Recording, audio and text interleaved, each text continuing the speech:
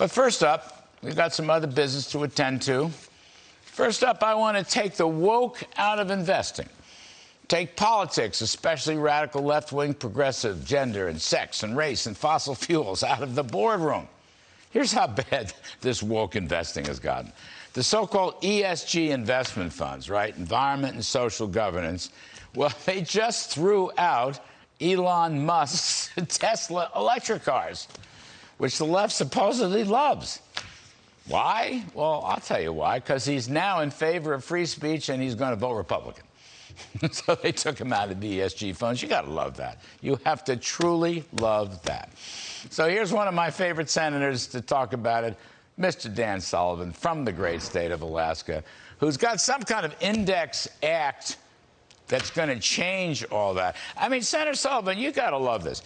Elon Musk's electric cars, non-fossil, the darling of the radical left enviros Green New Deal.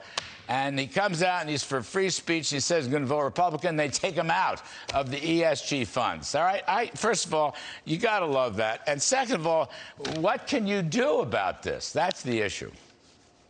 Well, Larry, great to be back on the show. And what we're doing is we're getting my Index Act, Investor Democracy is Expected Act, is pretty simple. It gives the power to vote shares back to the beneficial owners of the shares. As you know, and you've reported on it and talked about a lot on your great show here, is that the passive investment managers, the big three in particular, BlackRock, State Street, Vanguard, they have enormous market power and they drive these ESG policies into corporate governance.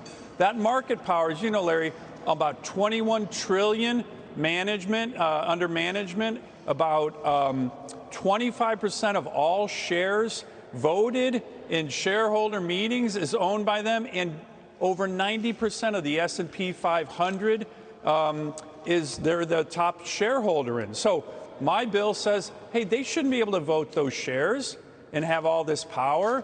That's incredible market distortion. Give the ability to vote the shares back to the beneficial owners. And that's going to change ESG in a huge way.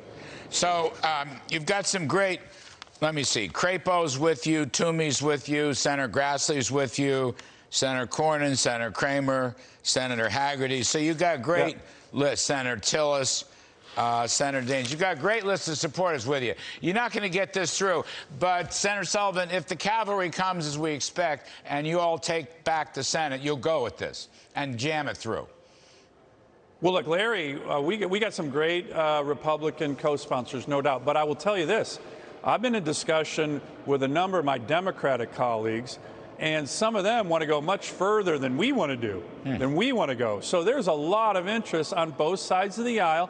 Again, think about that market distortion that happens with those numbers that I just talked about. And the corporate governance was never meant to be dominated by so few companies and so few individuals. And what happens is far left groups try to get their agenda passed in the shareholder resolutions that some of these investment managers support, as opposed to trying to get their agenda passed through the political process. It's really distorting corporate governance, corporate America, and it's not the way in which any of this was supposed to work. My bill, the Index Act, will actually change it quite dramatically. And stand by. I think you're going to see some Democrat support as well.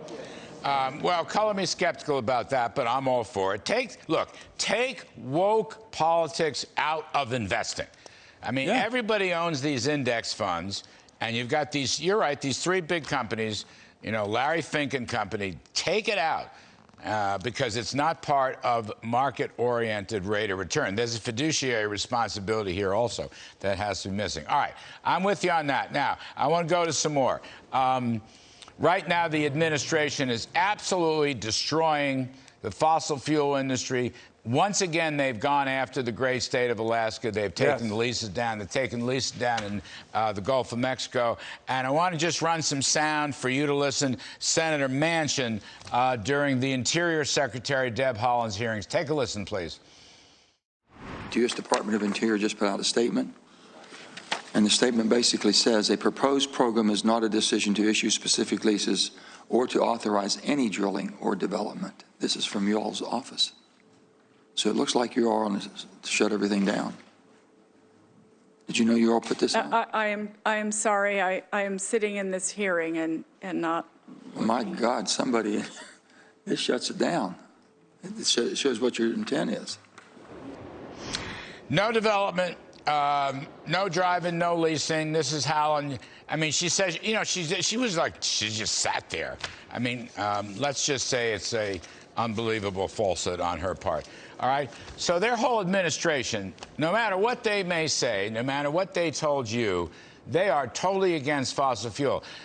Senator Sullivan, you voted for Howland. You know it. I've been very critical of that point. You are a great friend of mine, but honestly, don't you really, hasn't she turned out much worse than you thought? And has the Biden administration double-crossed you and Governor Dunleavy and Alaska? They've double-crossed you, have they not?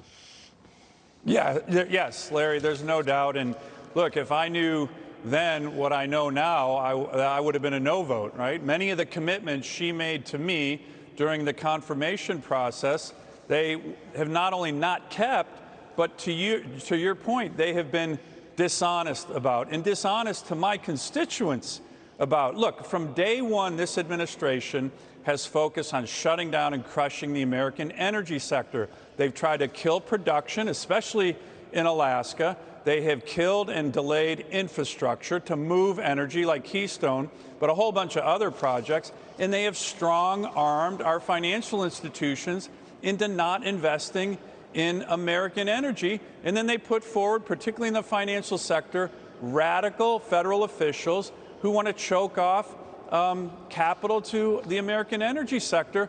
And at the same time, when prices start to go up, they're begging dictators around the world to produce more. But look, here's the thing.